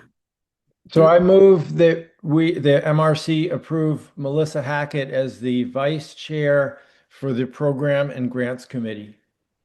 I second the motion. Okay, Grayson, can you call a roll, please? Yes. Who seconded? Was it Tess? Liz. Liz? Thank you. Sorry. Amber Pulsifer. Yes. Betsy Fitzgerald. Yes. Deb Poulin. Yes. Holly left, I think. Joe Everett. Yes. Liz Blackwell-Moore. Yes. Maggie McLaughlin. Yes. Melissa Hackett. I should abstain, right? I'm abstaining. You can vote for yourself. Okay. And then our president votes for himself. Yes. Pat Kimball. Yes. Paul Vinsel. Yes. Reagan LaRochelle. I think she stepped away. Tess Parks. Yes. And Todd Brackett. yes. Thank you. Yeah. Motion carries. Thank you very much. And welcome to your new role. Rachel did leave, Rochelle did leave. She said she had to start another meeting at 3:30, so she is gone. Okay, just to keep my update, my last update is really around the two proposals. The TAS's proposal, the off-cycle funding grant, and Todd's proposal, the small non-recurring funding grants. Both at the committee meeting, the committee is very supportive of both concepts. Really like the idea, see it as important in terms of the council's work. We spent a lot of time talking about the capacity of the staff and council members, and adding this on would be very challenging. So that led to a conversation about outsourcing it and looking at a group or an organization or someone that could get the money and do soup to nuts. And that's sort of where we left it. And Deb, you, even though we didn't talk, we were simpatico today. Everything you said lined up well. So I think right now we're at a place of um, putting together I guess that we would, I'm not using the word RFP, but some detail. I guess I now want to turn it over to a conversation about what that would look like. And I'm willing to sort of put something together for the next P&G meeting. But I don't think today we're asking a vote of any kind. We're just trying to keep this moving. So Melissa. Given what Deb shared in her update on finance and what you shared, Joe, about program and grants, I wonder if there's an opportunity to have a meeting together so that we don't have a delay in sort of like program and grants working on something and wait and then taking it to finance to see and then back and forth. Like I don't know how that would work logistically, or if there's just some cross-pollinating that we can do between the chairs. It just feels like we might be able to move it forward a little bit more quickly given that there is like interest from both of the committees on this particular project. Yes, I love that idea. And I was actually going to go to the finance committee meeting because it will meet before our meeting. So, Deb, how do you feel about this kind of being an agenda? And I can definitely make it if we can attend the finance committee meeting and really tie it all together, so to speak. Yeah, I would welcome anyone to attend the finance committee. The only reason I don't go to program and grants is because I have a standing commitment on Tuesdays that I cannot get out of. But please, I think that that would absolutely be perfect because we're having a lot of overlap and we don't want to duplicate our efforts. And Tess and Todd, do either one of you want to say anything about the proposal ideas? Now known as the Tess and Todd proposals. Commonly referred to as TNT. Exactly. Yeah. No, I'm good. I think you summed it up well. I just hope we're able to move something forward in both arenas. Yeah, I'll You just say talked about, I go really ahead. like the idea of having finance and program and grants look at this together. Because I think part of our issue is not having that process in place. But then also today we chose to act in spite of that. Mhm. I think moving forward, we want that. And because there are a lot of great ideas on the table, I think if we really set some time aside, we can hopefully come to a consensus, whether that's a third party vendor. I mean, I don't really even like using the word emergency because we cannot act quickly and we know that, or some smaller um, cycles, like Todd said. But I'm really appreciative of particularly, the last program and grants meeting where we really rolled up our sleeves and worked Mhm. together on building consensus. And I'm hopeful that we can continue doing that. That's great. Thank you, Tess. Todd. It just made me think, I really like the outsourcing idea. I had, in my proposal, I had talked about, that third party contract, but I talked about the council keeping its fingers in the smaller things somehow. That may not be doable. I was just thinking more about, I had my community policing hat on, right? So I was just thinking about public relations for the council and being engaged and being aware of what's going on. Not that it would have there's probably no way to have both the best of both worlds. But that was just my thought process. I wasn't trying to keep the council to make the final decisions, but somehow be involved so folks would just in the future see the engagement. That's all. And the beauty of the current council is there's a lot of members who have their hand or their finger, they understand this process, that I think we can have our hands in the process in terms of decision making such so that it will feel like it is, managed by the council, even though it's, but I think that's really good proposals, good work, and we'll definitely take it up at the finance committee meeting, and we'll be back next month maybe with a more robust proposal. So I think that back to you, Pat. Well, thank you, Joe. That was great. I'm so excited. I'm easily amused. That just, again, sometimes it just takes a risk to move a little forward, and we did it. And thank you for that report. The next item, committee, is school funding and workshop, which is Liz and Melissa.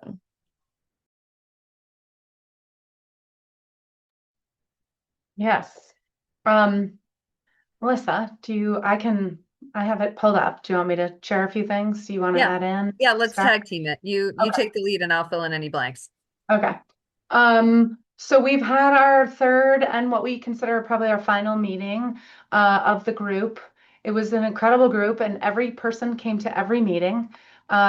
Just quickly want to share for those of you who don't remember who's on the group. We had Atlee Riley from Disability Rights. We had Carrie Woodcock from Maine Parent Federation, Erin Fraser from DOE, Gay Ann McDonald from Maine Administrators of Services for Children with Disabilities, Catherine Hawes, who's from MS 86, and she was the one chosen by the SAUs, to be the person on the committee. Nancy Cronin from Maine Developmental Disabilities Council, Sarah Wilkinson, who's a professor and does a lot of work on special education at the University of Southern Maine, and then Melissa and I. So just want to share, it was a really incredible group of people who have deep expertise and knowledge. And those folks really came to consensus over a three meeting sessions.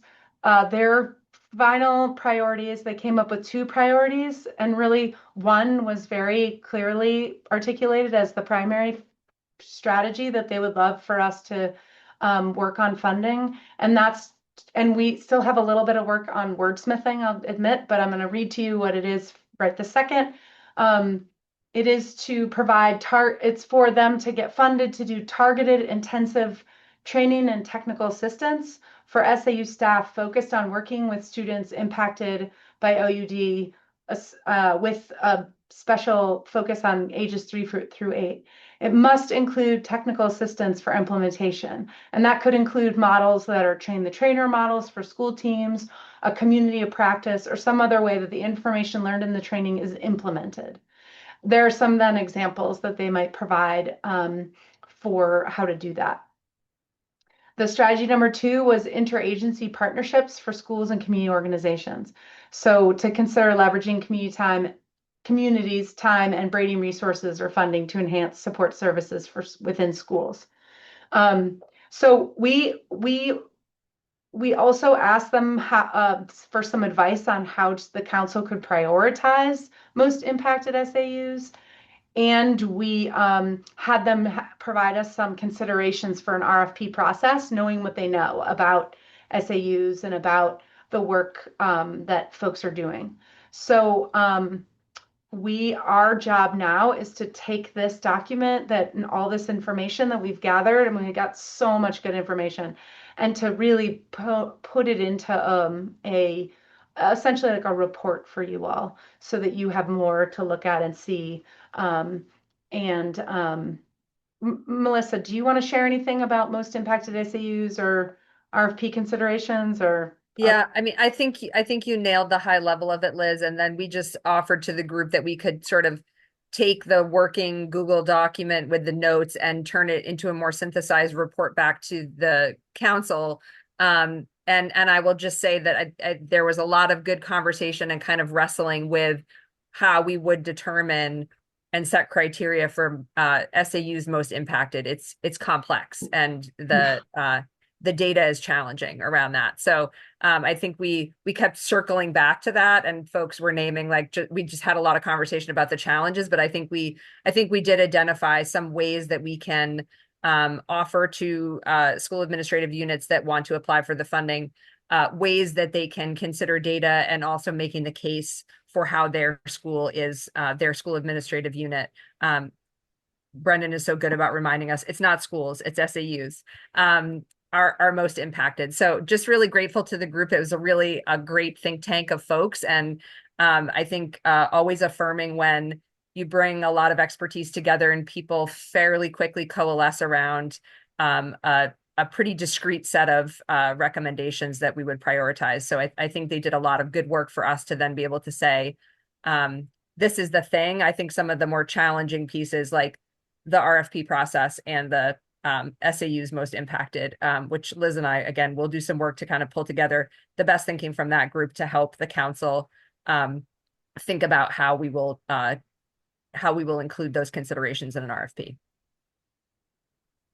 And I'd say they're all available to then support us to ensure that the RFP goes out to all the SAUs. They have all sorts of listservs and felt really good about being able to reach a large audience. Great work, both of you. Thank you. That took a lot of work, and I only got to attend one. I should watch. And again, as you said, there's a lot of expertise in the room, a lot of knowing schools and what their needs are, and that was great. So I really appreciate the council does appreciate the extra work that the two of you put into it. Looking forward to your full report out. Any questions for Liz and Melissa? I just wanted to add, I think Chastity has something she wanted a quick update. Yeah. So we had someone reach out who wanted to do public comment today, but all our spots were full, which, never happens. So of course that's the time someone wanted to do it. So they're going to come next month, but they gave us a small piece to share, and it really falls with the school conversation. Kate Perkins, MCD Global.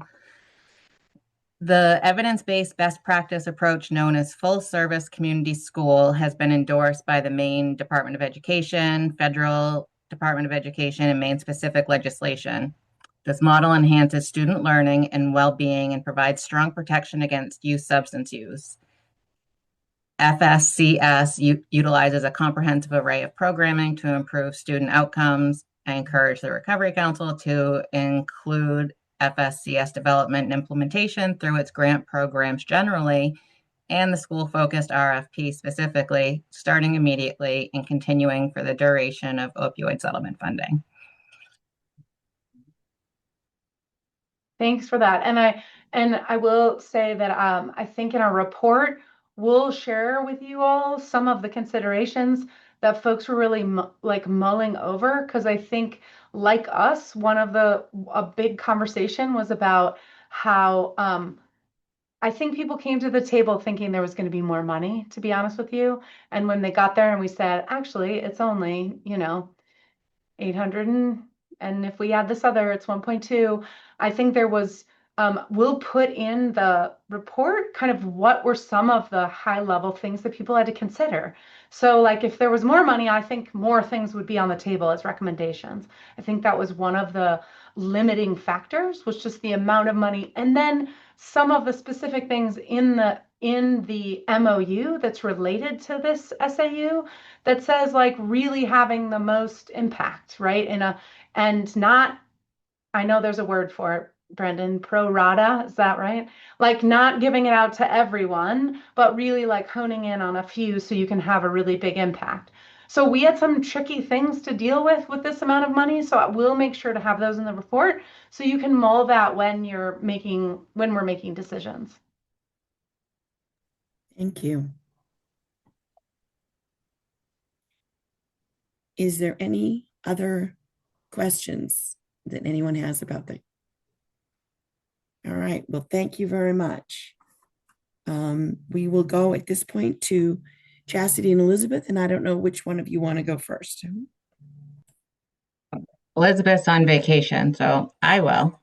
That is true. So you will do both. Yes.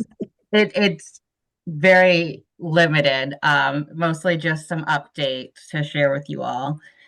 The contract with Lifeline for Maine that we ended last month per their request, that's been closed out and we've received their check back already, $20,800. So next month you'll see that in the reconciliation. Deb. At Programming Grants, I had asked, there've been conversations recently about how do we showcase some of our grantees' work? Like people want to know how they're doing, but how do we do that? Still do not have a clear answer like of how we're going to do that other than we want to.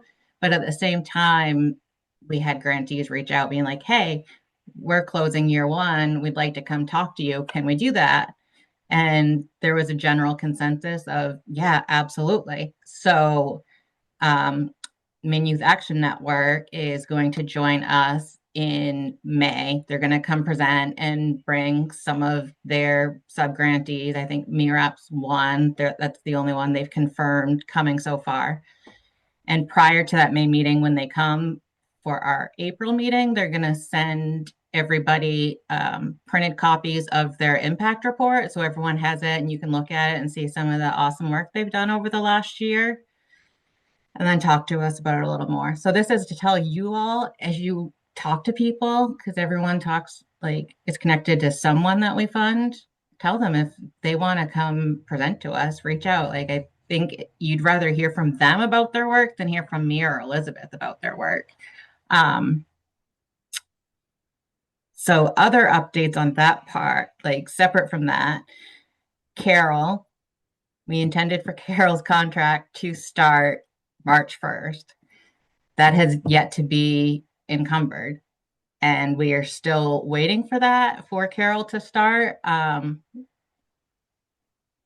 Hopefully soon. And once we know more, we'll let you all know.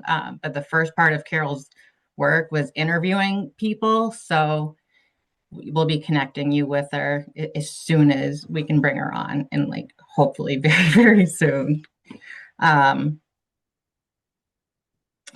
those are my biggest ones. That's it. So we can actually maybe wrap early today. Questions for Chastity?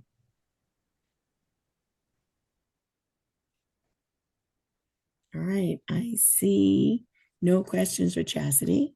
So the only thing we have is new business, and I don't believe there is any new business. Other than that, I will inform people that I will be on vacation for the April meeting for the full council. So Tess will be chairing that one. But as I do, I listen in. I listen to Programming Grants. I listen, I do listen in. So to make sure that I'm kept up. But if there's no other business or questions before the council, then I am looking for an adjournment. So moved. All right, it's been moved and second. Do I hear a second? Second.